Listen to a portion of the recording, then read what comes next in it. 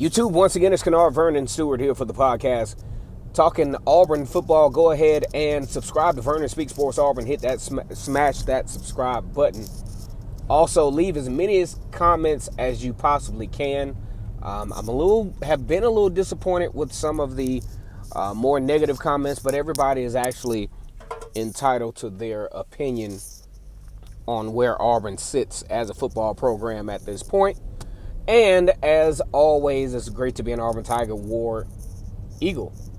So, Auburn coming off the 24-22 loss in 4 overtimes. By show of hands, how many of you all knew that after a certain point of the overtime situation that it just came down to basically going for 2? I didn't know that. I really did not know that rule had changed, and it turns out because of the back and forth between Texas A&M and LSU from a couple of years ago, where the score was like 70-something, it was something crazy.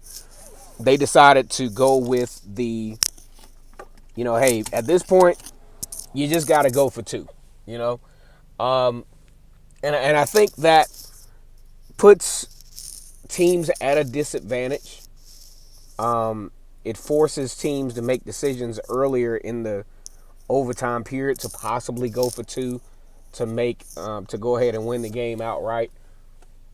But Auburn fighting all the way to the end and losing that game 24-22 after having a double-digit lead for most of the game. So we got a few takeaways from this game between Auburn and Alabama that, a lot of the fan base are a little on the upset side, which rightfully so. But when you think about it, Auburn goes into the game as a 20-plus point underdog against the number 3 team in the country. First takeaway is this. Auburn fights to the end. Auburn continues to show that they want to be there. They continue to show that physicality up front, which really showed up in this game. And we're going to talk about that a little bit further in this particular football game. And I thought, considering all things, you couldn't ask for anything more, especially from a end result standpoint. And this just goes back to, with Auburn fans, you can't dangle the carrot with them. You can't have a situation where, even though you were picked to lose by 20 points, you can't have a chance to win and ultimately lose. And that's something that Brian Harsin and his staff has done continually all year, which I don't think there's anything wrong with this staff. I don't think Auburn is in dumpster fire mode, anything of that nature. But when with Auburn, if you're gonna lose, just lose. Don't make the Auburn fan base think you're about to win and then just snatch the game from their hearts in the end. I think that's something that that was really irritating for the Tigers. You talk about the game against Penn State where Auburn was in that game. You talk about the game, obviously the 3 games down the stretch where Auburn had double-digit leads. You talk about the 28-3 lead Auburn jumped out to against Mississippi State. You think about the 14-0 lead that Auburn jumped out to against South Carolina.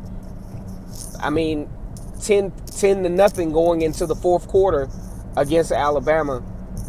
You got to find ways to finish those games. And I think that's something that Brian Harsin and his staff will continue to work on. And it's just unfortunate to lose a game in that manner. Number 2, Auburn has now a 1,000-yard running back for the first time since 2017. It wasn't pretty. The last running back that ran for over 1,000 yards was Kerryon Johnson in 2017. Now Tank Bigsby just inched his way into a 1,000-yard regular season year, 1,003 yards after you couldn't ask for any better effort. And also for the fan base to criticize Mike Bobo for not running the football. He ran the football. He gave Tank Bigsby opportunity after opportunity to run the football. Tank Bigsby with 2.2 yards per carry, 63 yards, eclipsing in a very valiant way a 1,000-yard runner for Auburn versus Alabama. 1,000 yards, he eclipsed that point. We were not sure whether he was going to be able to do it or not. Alabama's actually been very stout on the run. Tank Bigsby had some really good runs in certain points of the game, just continuing to try to find running room in that game, and it just didn't work out for Auburn from a win standpoint. Number 3, Roger McCreary is an absolute gamer. Roger McCreary is a gamer. He is going to join the mist of the elite cornerbacks that Auburn has been able to produce over the last few years. You talk about Carlton Davis and among others. He should go, I would say, Noah Igbenogany. Talk about Noah Igbenogany. He's one of probably the best position changes in Auburn history. He came to Auburn. He spent a lot of times at wide receiver and then had a little stint as a wide receiver. The coaching staff makes the transition to put Noah Igbenogany at cornerback. He actually goes in the first round and is now playing for the Miami Dolphins, among others who have done very well at the cornerback position for the Tigers, and Roger McCreary will join that group. Outside of Roger McCreary getting a little lost on a bunch play from Alabama and also the double move by Mechie late in the game, Roger McCreary absolutely played lights out, continually gave Auburn chances to win, and he definitely came prepared to play. I want to give a big War Eagle to Roger McCreary. Next on the docket is probably one of the more negative portions of the game. The trifecta that I talked about with Auburn continues to struggle. Offensive line, quarterback, wide receiver. Continues to struggle, continues to not be able to make plays. TJ Finley with less than 120 yards in this game continues to struggle to make the best decision for the circumstances under pressure and ultimately put Auburn in adverse positions in this game where otherwise solid quarterback play would have dictated something different. Many drives, TJ Finley took sacks that got Auburn out of field goal position.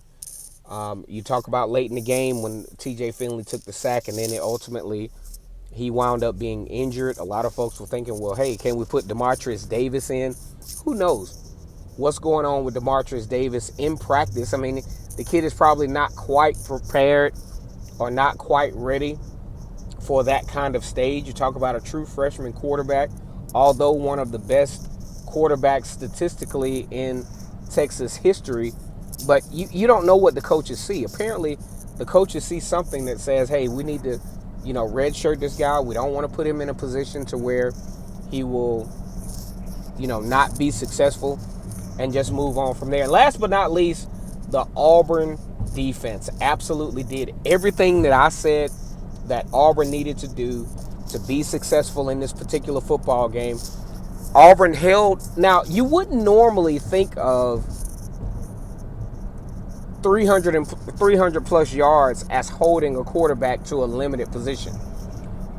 But Bryce Young threw the ball 51 times for about 320 yards.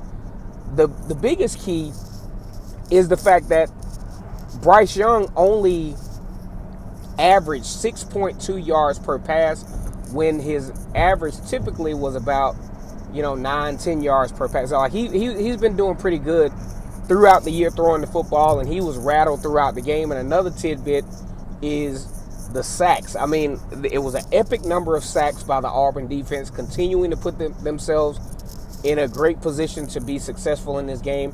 And also the fourth down stops were huge in this game. Now we're going to wait to see what bowl game Auburn gets the bid for. Auburn now 6-6. This is the first time in Brian Harson's career that he's lost 6 games. First time in a little bit that Auburn has lost 6 games. The last time was when Auburn made the appearance in the Birmingham Bowl, finishing 7-6 after the win over Memphis. Got a lot of good recruiting news coming up as well. This is my time here. Auburn, very entertaining game yesterday. Unfortunate that Auburn could not come away with the victory. Go ahead and like the video, comment, and subscribe to Vernon Speaks Sports Auburn. And as always, it's great to be an Auburn Tiger.